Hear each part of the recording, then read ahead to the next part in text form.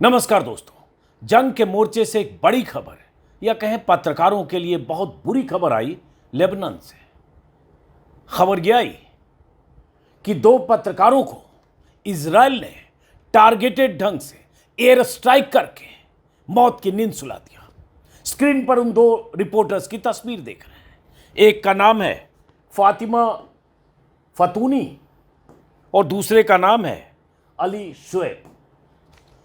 कहा जा रहा है कि ये दोनों रिपोर्टर्स साउथ लेबनान में कवरेज के लिए जा रहे थे, जिन इलाकों में इजराइल लगातार बमबारी कर रहा है। हिजबुल्लाह के कैंप, हिजबुल्लाह के ठिकाने, हिजबुल्लाह की लीडरशिप को खत्म करने के नाम पर जिस तरह से इजराइल लगातार अंधाधुंध बमों की बारिश कर रहा है, जिसमें बहुत सारे लोग मारे जा रहे हैं, घर नेस्तनाबूद हो रहे हैं, बिल्डिंगें तबाह हो रही हैं, 10 लाख से ज्यादा लोग विस्थापित हो चुके हैं। उसी इलाके में कवरेज के लिए जा रहे ये दो रिपोर्टर्स जब अपनी गाड़ी से जा रहे थे, तभी एयर स्ट्राइक हुई इजराइल की तरफ से और इन दो रिपोर्टर्स को, जैसा कि मैंने कहा, इनकी टारगेटेड किलिंग की गई। कहा यह जा रहा है कि एक दो और लोगों की मौत हुई है। ये उनकी दो तस्वीर है। मैं चाहता हूं देखिए किस तरह से जंग की रिपोर्टिंग करना और जंग के मोर्चे पर होना।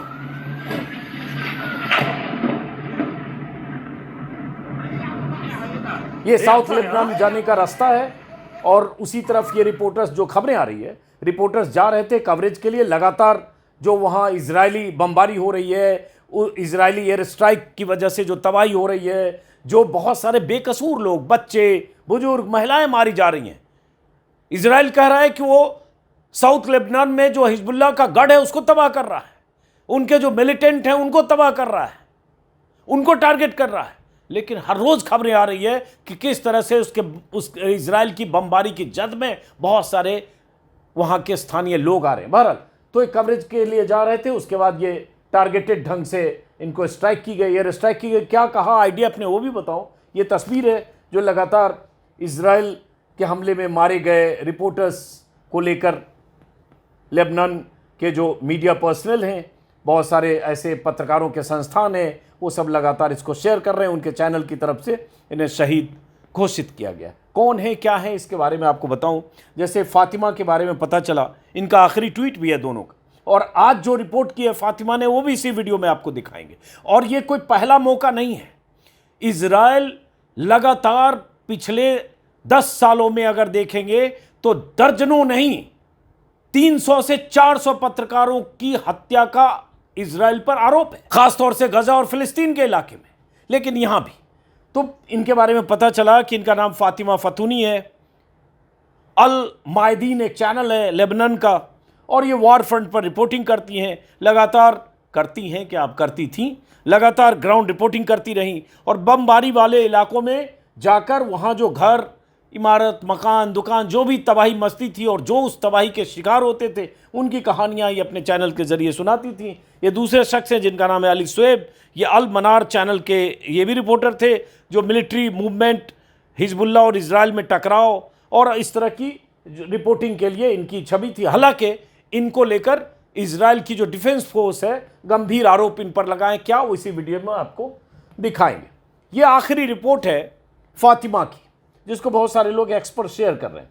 हालांकि इनकी स्थानीय भाषा में बोल रही हैं, जिसका हिंदी यहाँ मैंने ट्रांसलेट किया। وجرافات الدينين التي تقوم برفع سواتر ترابية وجرف منازل المواطنين هنا في هذه البلدة، حيث تستمر عمليات التصدي التي تقوم بها المقاومة في هذا الحي الذي يقع شمال بلدة الطيبي، بالإضافة إلى تواجد قوات الاحتلال الإسرائيلي في الحي الجنوبي ومشروع الطيبي، حيث دمرت أيضا دبابات المركبة التابعة لقوات الاحتلال المتوغلة من بلدة عديسي باتجاه هذه البلدة ومن مختلف الأحياء. ये फातिमा की आखिरी स्टोरी है और ये उन इलाकों में, जैसे मैंने कहा, जहाँ हिजबुल्लाह और इजराइल का टकराव हो रहा है, या हिजबुल्लाह की तरफ से फायरिंग हो रही है या इजराइल की तरफ से लगातार बमबारी की जा रही है, उन इलाकों से रिपोर्ट कर रही हैं। और ये भी बता रही हैं कि किस तरह से इजरायली बमबारी में या इजरायली हमले में किस तरह से बेकसूर लोगों को निशाना बनाया जा रहा है, उनके घर तोड़े जा रहे हैं, लोग वहाँ से विस्थापित कर रहे हैं। और इसी तरह की स्टोरी, ये इनकी आखिरी स्टोरी थी, इनके एक्स हैंडल पर आज शेयर किया गया है।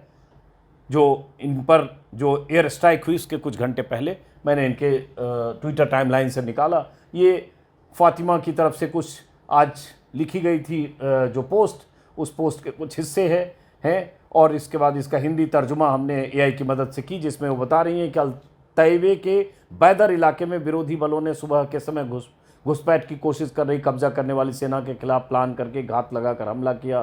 फोर्स लितानी नदी की ओर बढ़ रही थी। इसके तुरंत बाद कब्जा करने वाली सेना ने गंभीर सुरक्षा घटना को स्वीकार किया। मतलब ये जो टकराव हो रहा है हिजबुल्ला और इजराइल का, या इजराइल हिजबुल्ला को टारगेट करके जो हमले कर रहा है, उस पर ये इन्होंने 3-4 पोस्ट की थी आज। और उसके बाद इजरायली मीडिया के मुताबिक पैराट्रूपर्स और कॉम्बैट इंजीनियरिंग यूनिट की टीम हिजबुल्ला के एक बड़े ट्रैप में फंस गई। दक्षिणी लेबनान में 2 बख्तरबंद वाहनों को नष्ट किया गया। इजरायली मीडिया के मुताबिक दक्षिणी लेबनान के हिजबुल्ला के एक हमले में इजरायली सेना के 24 सैनिक घायल हुए। इस तरह की खबरें इन्होंने आज भी पोस्ट की थी। लेकिन इन्हें टारगेट क्यों किया गया, इसको लेकर अभी आईडीएफ ने एक रिपोर्टर के बारे में बताया, वो आगे हम बताते हैं। ये दूसरे रिपोर्टर जो मैंने कहा, अली शुएब, इनके भी आज ट्विटर हैंडल को देखा। 28 मार्च है, देखिए ये इनकी तरफ से जो लिखा गया है, जिसमें यमन में मौजूद ताकतों ने कल चेतावनी दी कि अगर हमले जारी रहे तो जवाब देंगे। उन्होंने कहा सुबह होते ही देखा कि दुश्मन की कार्रवाई जारी है, इसलिए स्विफ्ट मिसाइलों से इलात को निशाना बनाया गया। सुबह के समय इजरायली फोर्स ने ये किया। मतलब जो भी घटना हो रही थी उस घटना को एक्स पर भी रिपोर्ट कर रहे थे और अपने चैनल पर। इजरायली मीडिया के मुताबिक पैराट्रूपर्स ने क्या किया, इजरायली मीडिया के मुताबिक साउथ लेबनान में 2 बख्तरबंद वाहनों को नष्ट किया गया, जो भी है। तो ये सब इनके ट्वीट थे। अब ये वो शख्स हैं अली शुएब, इनके बारे में जैसा कि बताया अल मनार चैनल के हैं। अब स्टीव स्विनी एक जर्नलिस्ट हैं, रिपोर्टर, आरटी चैनल के, रशियन चैनल है वैसे। उनकी तस्वीर दिखा दूँ ताकि आपको याद हो जाए। ये स्टीव स्विनी है जो अभी पिछले हफ्ते ही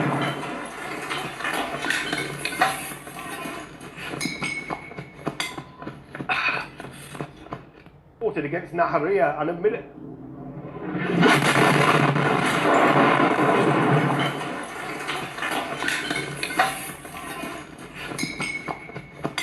एक बार और प्ले करता हूं ताकि आप देख सकें। Against Nahariya and a minute.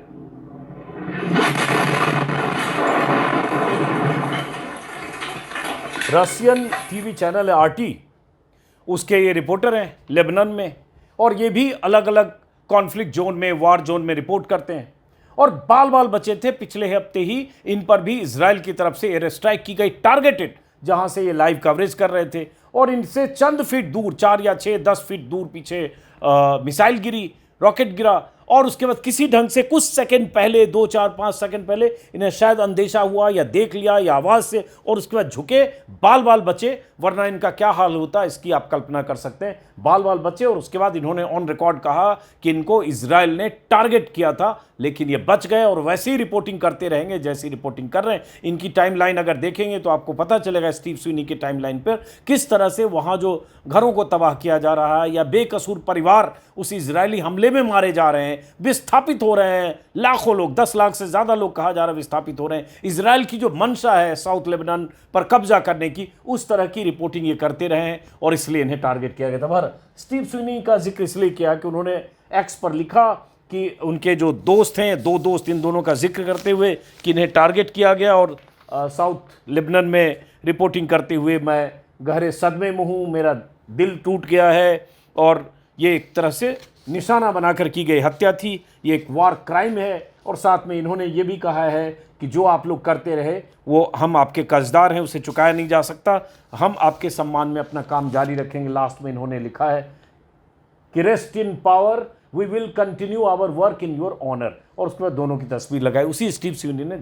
अब ये आईडीएफ का ट्वीट है 6:43 पर भारतीय समय के अनुसार आज का। और उसमें आईडीएफ मतलब इजरायली डिफेंस फोर्स ने कहा है एलिमिनेटेड। और उसके बाद इनके लिए लिखा है कि ये हिजबुल्ला की तरफ से ऑपरेट कर रहे थे, इन्हें एक तरह से टेररिस्ट घोषित किया है। और कहा है कि ये प्रेस की आड़ लेकर हिजबुल्ला के लिए एक तरह से उनके लिए काम कर रहे थे, ये आरोप है। और ये इजराइल करता है। गाजा में भी, फिलिस्तीन में भी बहुत सारे ऐसे रिपोर्टर्स, मैं पिछले वीडियो में इन पर, स्टीव स्विनी पर जो मेरी वीडियो है उसमें आप देखेंगे लगभग 325 जर्नलिस्ट मारे गए 4 या 5 साल में। और वो जर्नलिस्ट अलग अलग चैनल्स के, अल जजीरा के सबसे ज़्यादा, लेकिन दुनिया भर के चैनल्स के, CNN, BBC और चैनल्स के मारे गए। और जो मारे जाते रहे इजरायली एयर अटैक में, टारगेटेड अटैक में, टारगेटेड बॉम्बिंग में, उसमें ज़्यादातर के बारे में इजराइल उन्हें किसी न किसी आतंकी संगठन से जोड़ता है, या इस तरह से कहेगा कि वो इजराइल के खिलाफ वो रिपोर्टर काम कर रहा था या किसी ढंग से इन्फॉर्मर था, जो भी था। तो इसलिए इजराइल ने जो कहा उसका कोई सबूत नहीं है, लेकिन इजराइल की तरफ से कहा गया।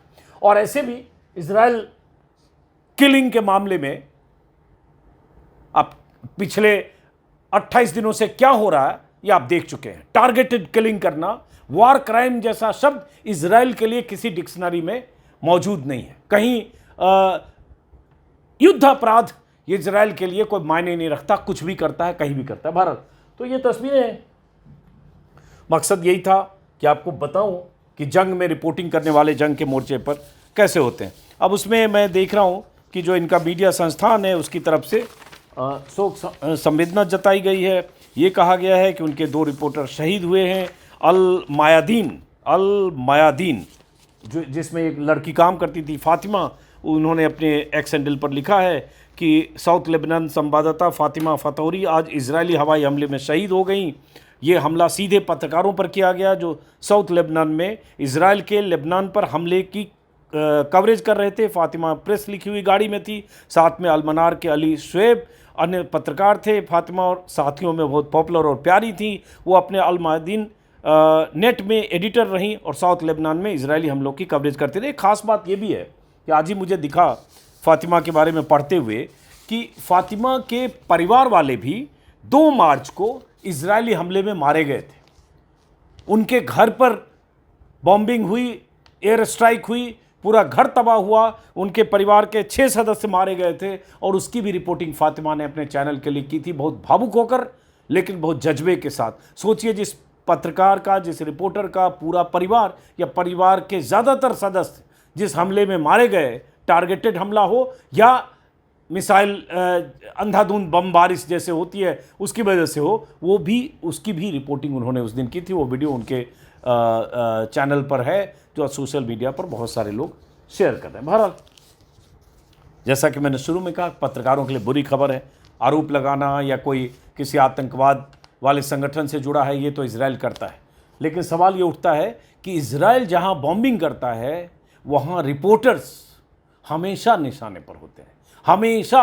इजराइल, आप सिर्फ गूगल एक सर्च करेंगे कि 2021 से लेकर 2025 तक कितने रिपोर्टर मारे गए गाज़ा और फ़िलिस्तीन में, तो आपको इसका अंदाज़ा लग जाएगा। फिलहाल इस वीडियो को यहीं ख़त्म करते हैं, फिर मुलाकात होगी। जंग के मोर्चे से जितनी तरह की खबरें आती कोशिश करता हूँ कि आप तक पहुँचाता रहूँ, ताकि मैं भी जानकार के तौर पर सारी जानकारियाँ इकट्ठी करता रहूँ और जो मुझ तक पहुँचे वो आप तक पहुँचाऊँ। फिलहाल नमस्कार।